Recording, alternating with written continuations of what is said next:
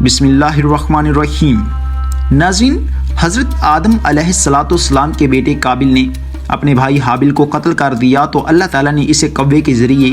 بھائی کی لاش کو دفنانے کا طریقہ بتایا، جس پر عمل کرتے ہوئے اس نے لاش دفنا دی۔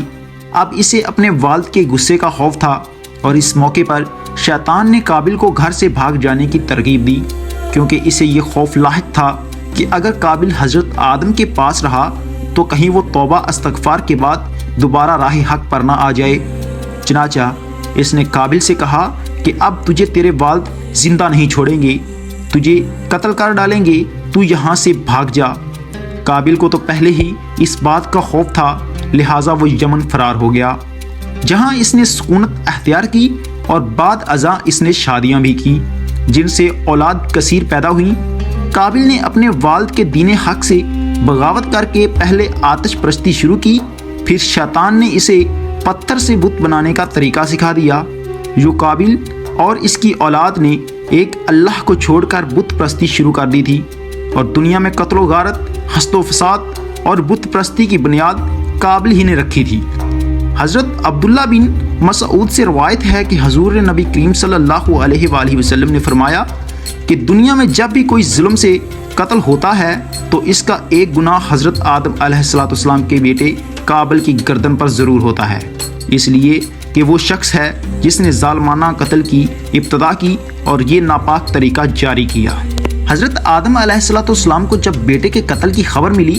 تو وہ بہت غم زدہ ہو گئے، کیونکہ وہ حابل نہایت سعادت مند، فرما بردار، نیک اور شائستہ نوجوان تھا۔ اس کے انہی اوصاف حمیدہ کی بنا پر حضرت آدم علیہ السلام کو امید تھی کہ وہ اللہ کے دین کو آگے بڑھانے میں ان کا معاون و مددگار ثابت ہوگا۔ نیز بعض روایات کے مطابق حابل کی شہادت کا بنیادی سبب یہی تھا کہ قابل کو بھی اندازہ ہو چکا تھا کہ والد کے بعد نبوت کا تاج نیک سیرت حابل ہی کے سر کے نیچے ہوگا،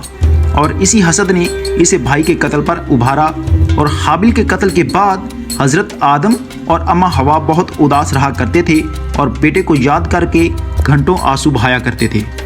حضرت آدم علیہ السلام اللہ تعالیٰ سے دعا فرمایا کرتے تھے کہ اے اللہ، مجھے ایسی اولاد عطا فرما جو تیرے دین کو دنیا میں پھیلانے میں میری معاون مددگار ثابت ہو اور میرے بعد بھی تیرے پیغام کو دنیا میں عام کرے اور میری صحیح جانشین ہو اور دنیا میں تیری وحدانیت کا علم بردار ہو۔ اور اللہ تعالیٰ نے اپنے پیارے نبی کی دعاؤں کو شرف قبولیت بخشا اور ایک نیک صالحہ بیٹے کی بشارت سے مطلع فرمایا۔ چنانچہ کچھ ہی عرصے بعد حضرت شیش علیہ السلام پیدا ہوئے اور حضرت آدم اور اماں حوا ان کی پیدائش پر بے حد خوش تھے، اور یہ حضرت آدم علیہ السلام کے تیسرے بیٹے تھے، اور اس وقت ان کی عمر 130 سال تھی، یعنی کہ حضرت شیش علیہ السلام حضرت آدم علیہ السلام اور اماں حوا کے تیسرے بیٹے تھے۔ حضرت آدم علیہ السلام حضرت شیش علیہ السلام کو ہر وقت اپنے ساتھ رکھتے، اور آپ کو اس بات کا علم ہو چکا تھا کہ ان کی اولاد میں سے یہ بچہ ان کا جانشین ہوگا۔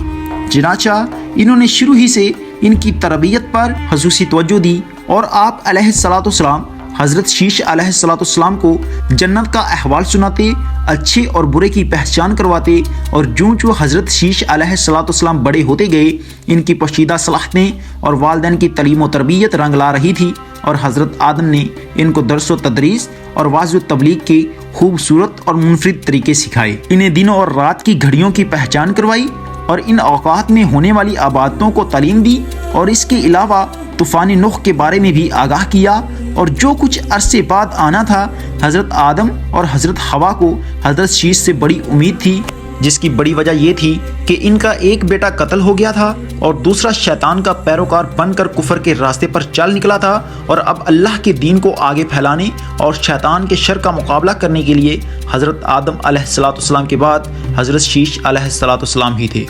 چنانچہ جب حضرت آدم علیہ السلام کی وفات کا وقت قریب آیا تو انہوں نے حضرت شیش علیہ السلام کو اپنا خلیفہ اور جانشین نامزد کیا۔ 960 برس کی عمر میں حضرت آدم علیہ السلام نے وفات پائی، اور حضرت شیش علیہ السلام نے حضرت جبرائیل امین کے بتائے ہوئے طریقے کے مطابق والد حضرت آدم علیہ السلام کی تدفین کی۔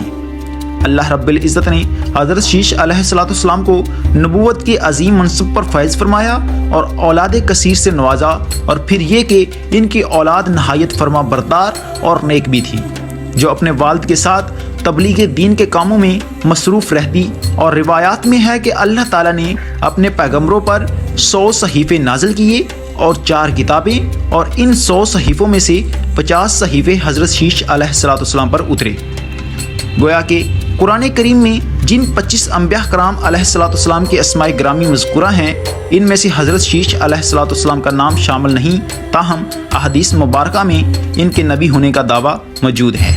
آپ علیہ السلام نے اپنی پوری زندگی والد کی دی ہوئی تربیت کے تحت اللہ تعالیٰ کے دین کی سربلندی میں صرف کی۔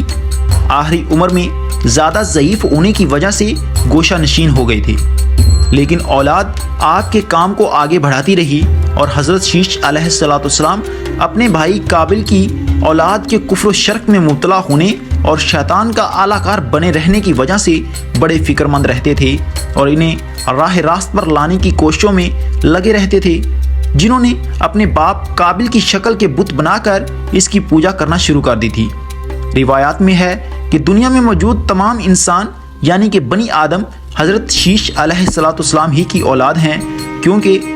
حابیل تو محض 20 برس کی عمر میں ہی اپنے بھائی قابل کے ہاتھوں شہید کر دیے گئے تھے، اور انہوں نے کوئی وارث بھی نہیں چھوڑا تھا، جبکہ دوسرے بیٹے قابل کی اولاد شیطان کی پیروکار اور اللہ کی نافرمان اور کفر پر گامزن تھی، جسے طوفان نوح میں غرق کر دیا گیا تھا۔ اور مسلمانوں کی طرح یہودی اور عیسائی بھی حضرت شیش علیہ السلام کو حضرت آدم اور حوا کا تیسرا بیٹا نبی اور ان کا جانشین تسلیم کرتے ہیں، جبکہ وہ بھی اس بات کے قائل ہیں کہ موجودہ تمام انسان حضرت شیش علیہ السلام کی اولاد ہیں۔ حضرت شیش علیہ السلام لوگوں کو نصیحت فرمایا کرتے تھے کہ سچا مومن وہ ہے جو اللہ تعالیٰ کو پہچانتا ہو، نیکی اور بدی کو جانتا ہو، اور بادشاہ وقت کا حکم بجا لاتا ہو، اور والدین کے حقوق ادا کرتا ہو اور ان کی خدمت کرتا ہو، اور صلح رحمی کرتا ہو، غصے پر قابو رکھتا ہو، اور محتاجوں اور مسکینوں کے ساتھ حسن سلوک سے پیش آتا ہو، اور گناہوں سے پرہیز کرتا ہو، اور مصیبت کے وقت صبر کرتا ہو، اور اللہ تعالیٰ کی نعمتوں پر اس کا شکر ادا کرتا ہو۔ حضرت آدم علیہ السلام کے انتقال کا وقت قریب آیا تو انہوں نے بیٹے حضرت شیش علیہ السلام کو اپنے قریب بلایا اور نصیحت فرمائی کہ اے میرے سعادت مند برخوردار، تم میرے جانشین بنو گے، اور چنانچہ تم تقوی اختیار کرو، اور جب بھی اللہ تعالیٰ کا ذکر کرو تو اس کے ساتھ اس کے محبوب حضرت محمد صلی اللہ علیہ وآلہ وسلم کا نام ضرور لیا کرو،